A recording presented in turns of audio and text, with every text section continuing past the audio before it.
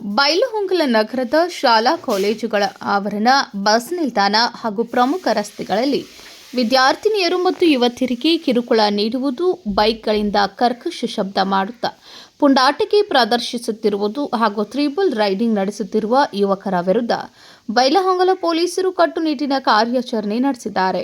ವಿಶೇಷ ತಪಾಸಣೆಯ ವೇಳೆ ವಿವಿಧ ಸಂಚಾರ ನಿಯಮ ಉಲ್ಲಂಘನೆಗಳಲ್ಲಿ ತೊಡಗಿದ್ದ 12 ದ್ವಿಚಕ್ರ ವಾಹನಗಳನ್ನು ವಶಪಡಿಸಿಕೊಂಡು ಸವಾರರ ವಿರುದ್ಧ ಮೋಟಾರು ವಾಹನ ಕಾಯ್ದೆಯಡಿ ದಂಡ ವಿಧಿಸಲಾಗಿದೆ.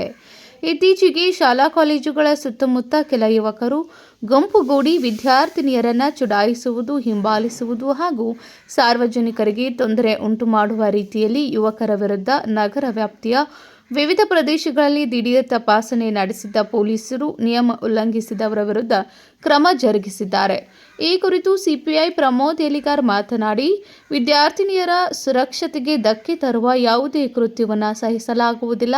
ಶಾಲಾ ಕಾಲೇಜುಗಳ ಬಳಿ ಪುಂಡಾಟಿಕೆ, ಚುಡಾಯಿಸುವುದು, ತ್ರಿಬಲ್ ರೈಡಿಂಗ್ ಹಾಗೂ ಕರ್ಕಶ ಶಬ್ದ ಮಾಡುವ ಬೈಕ್ಗಳ ವಿರುದ್ಧ ನಿರಂತರ ಕಾರ್ಯಾಚರಣೆ ನಡೆಯಲಿದೆ. ನಿಯಮ ಉಲ್ಲಂಘಿಸುವವರ ವಿರುದ್ಧ ಕಾನೂನು ಕ್ರಮ ಕೈಗೊಳ್ಳಲಾಗುವುದು ಎಂದು ಖಡಕ್ ಎಚ್ಚರಿಕೆ ನೀಡಿದ್ದಾರೆ. ಇದು ಬೈಲಹೊಂಗಲ್ ಪೊಲೀಸ್ ಠಾಣೆಯ ಪ್ರಕಟಣೆ.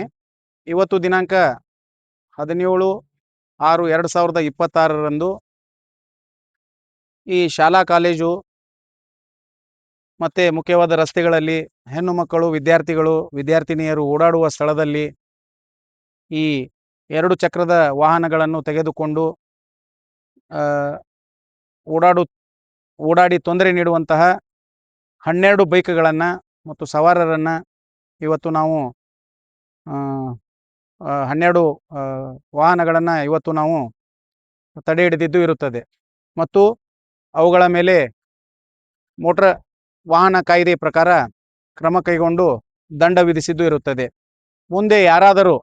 ಮುಂದಿನ ದಿನಗಳಲ್ಲಿ ಯಾರಾದರೂ ಈ ರೀತಿಯ ವಿದ್ಯಾರ್ಥಿನಿಯರಿಗೆ ಶಾಲಾ ಕಾಲೇಜಿಗೆ ಸಂಬಂಧಪಟ್ಟಂತಹ ಶಾಲಾ ಕಾಲೇಜು ಆವರಣದ ಹತ್ತಿರ ಯಾರಾದರೂ ವಾಹನಗಳನ್ನು ತೆಗೆದುಕೊಂಡು ಹೋಗಿ ತೊಂದರೆ ಕೊಡುವಂತಹ ಪ್ರವೃತ್ತಿಯುಳ್ಳವರು ಯಾರಾದರೂ ಇದ್ದರೆ ಅವರಿಗೆ ಮುಂದಿನ ದಿನಗಳಲ್ಲಿ ಸೂಕ್ತ ಕಾನೂನು ಕ್ರಮ ತೆಗೆದುಕೊಳ್ಳಲಾಗುವುದು.